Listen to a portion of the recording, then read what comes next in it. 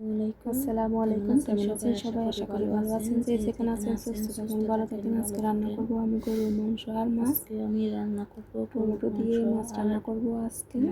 তো এদিকে আমি পরিমাণ রান্না মতো করব আদা রসুন আর পেঁয়াজ গরম মশলা দিয়ে আর আদা রসুন দিয়ে এটা আমি ভালো করে মেখে নেব। গরম মশলাটা দিয়ে গরুর আমার মাংসটা গরুর মাংস হাতে মেখে রান্না করলে ভালো লাগে মনে হয়। মশলা আমি এখানে খেতে দিয়ে দিচ্ছি। তো কারণ আমি ভালো করে বেশি মেখে তেল ইউজ করবো না, কারণ এটা চুলায় বসিয়ে দেবো। অন্যদিকে আমি মাছটা ফ্রাই করে নেব।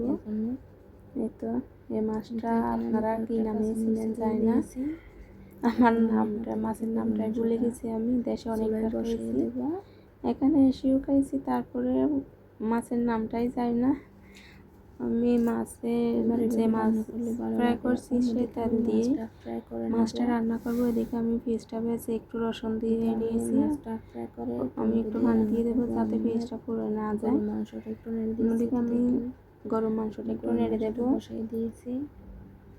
গরু মাংস এমনিতে এভাবে রান্না করলে আমার ভালো লাগে। এখন আমি একটু ধনিয়ার গুঁড়া বেশি গুঁড়া দিয়ে রান্না করি। এদিকে আমার মাছটা কষিয়ে নেব।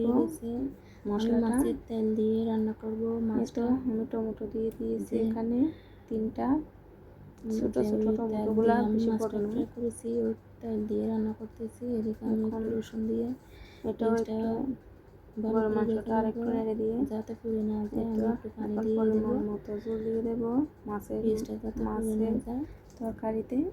এই তো আমার গরু মাংস ঝোলটা একটু জাল দিয়ে তারপরে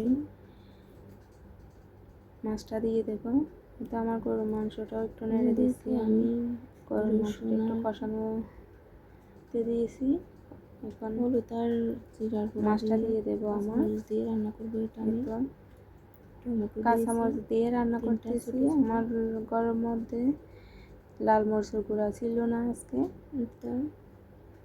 এই জন্য আমি কাঁচামরিচ দিয়ে রান্না করছি। ঘরে কেউ নাই, কাঁচামরিচ দিয়ে রান্না করলে এখানে খেতে ভালো লাগে বিদেশের মধ্যে। এখানে আমি ধনিয়া পাতা দিয়ে দিয়েছি। অন্যদিকে আমি গরুর মাংসের মধ্যে কয়েকটা আলু দিয়ে দিয়েছি। আমার গরুর মাংস অলরেডি হয়ে গেছে। আলু দিয়ে একটু ঝোল করে রান্না করছি আমি গরুর মাংসটা।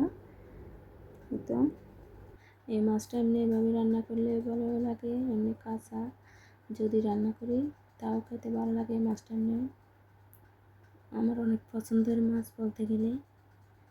এই তো এদিকে আমি ধনে পাতা দিয়ে দিচ্ছি, কাঁচামরিচ দিয়ে যদি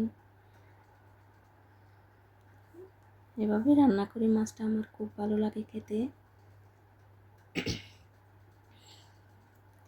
তো আমি গরুর মাংসের মধ্যে একটু ঝোল দিয়ে দিয়েছি। আমি আলু দিয়ে ঝোল করে রান্না করবো মাংসটা। দেখে আমার গরুর মাংসটাও হয়ে গেছে। এদিকে